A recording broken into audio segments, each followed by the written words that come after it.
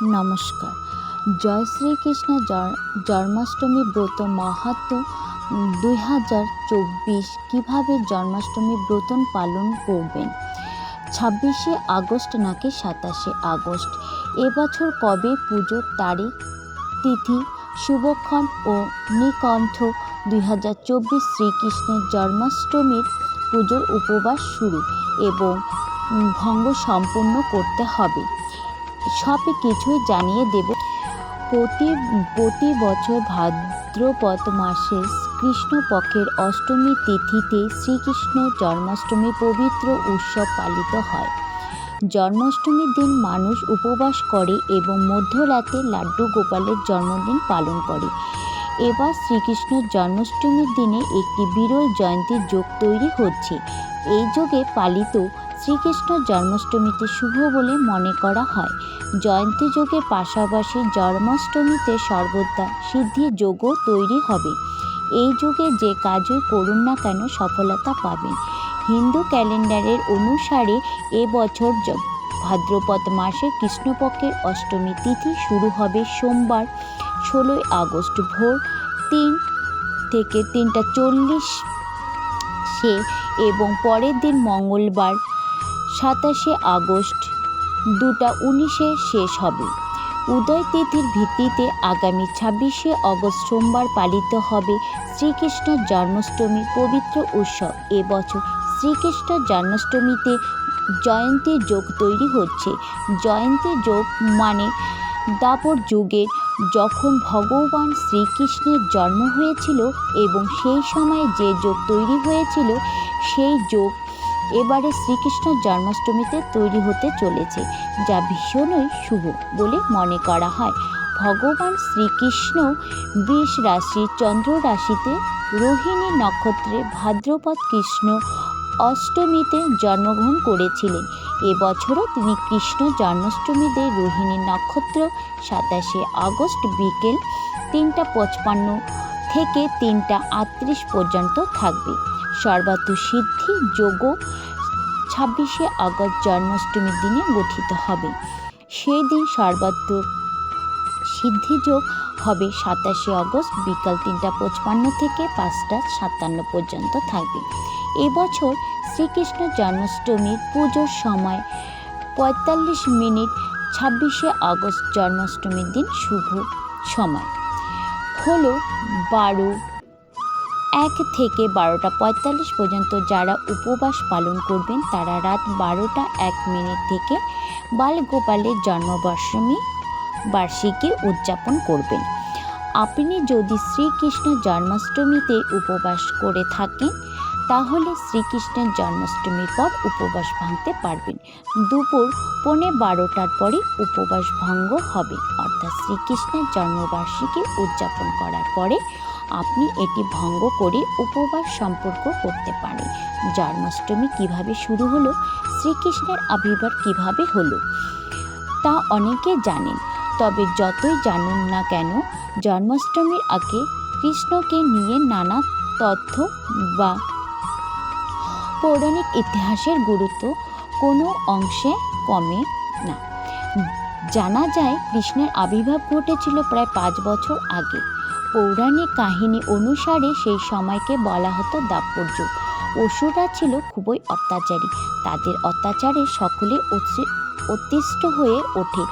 দিন দিন অসুরদের অত্যাচারে এতই বেশি হয়ে ওঠে যে দেবীগণ ক্ষীর সমুদ্র তীরে গিয়ে উপভাগে কৃপা প্রার্থনা করতে থাকেন।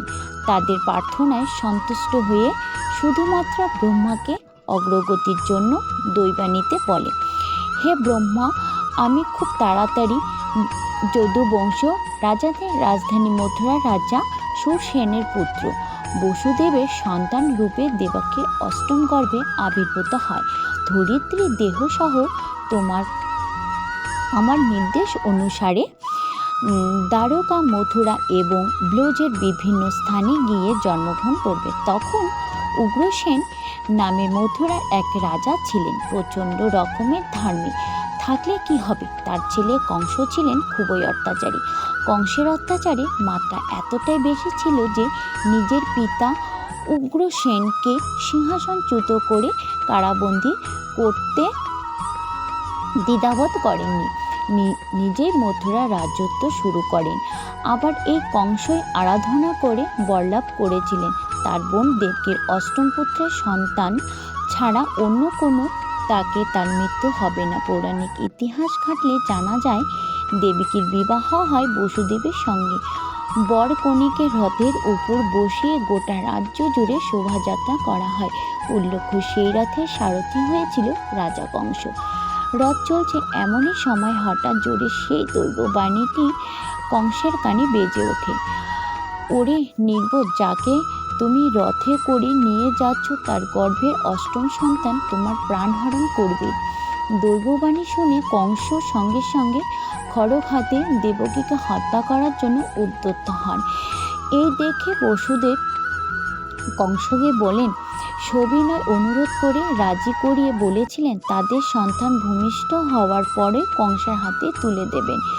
একথা শুনে কংস শান্ত হন, ঠিকই, কিন্তু সঙ্গে সঙ্গে দেবকী ও বসুদেবকে কারাগারে নিক্ষেপ করেন। সেই দিনই একে একে জন্ম নেয় 6টি সন্তান জন্ম নেওয়ার পরেই কংস পূর্ব প্রতিশ্রুতি মতো সদ্যজাতকে পাথরের সাথে আছাড় দিয়ে নৃশংসভাবে হত্যা করতেন।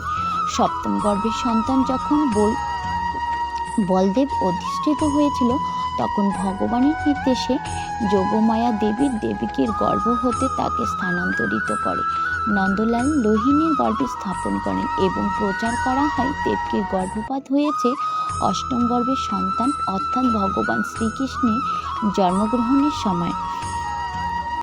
ভগবান শ্রীকৃষ্ণের জন্মগ্রহণের সময় কারাগারের বাইরে পূর্বের চেয়ে কংস এবারও আরও বেশি পাহারাদার ব্যবস্থা করেন। মাস ছিল ভাদ্র, তিথি ছিল অষ্টমী, নবমী ছিল ভীষণ দুর্যোগময় প্রবল ঝড় বৃষ্টিতে প্রকৃতি ধারণ করে।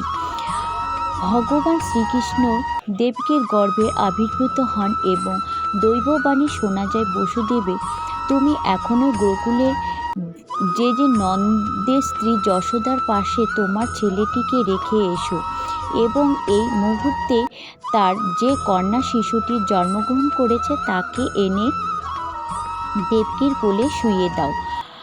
আমার মায়ায় পৃথিবীর সমস্ত মানুষ এখন গভীর ঘুমে অচেতন, যার ফলে কেউ কিছুই জানতে পাবে না। নমস্কার। শুভ হোক এবারে শ্রীকৃষ্ণ জন্মাষ্টমী। তো বন্ধুরা, ভিডিওটি কেমন লাগলো অবশ্যই কমেন্টে জানাবেন। আজ এখানে শেষ করছি, পরবর্তী নতুন ভিডিও নিয়ে আবার আসবো। ততক্ষণ আপনারা ভালো থাকুন, সুস্থ থাকুন। আর ভিডিওটি ভালো লাগলে অবশ্যই চ্যানেলটি সাবস্ক্রাইব করে পাশে থাকা বেল আইকনটি প্রেস করে দেবেন। আর পুরো ভিডিওটি দেখার জন্য আপনাদের অসংখ্য ধন্যবাদ। হরে কৃষ্ণ, রাধে রাধে।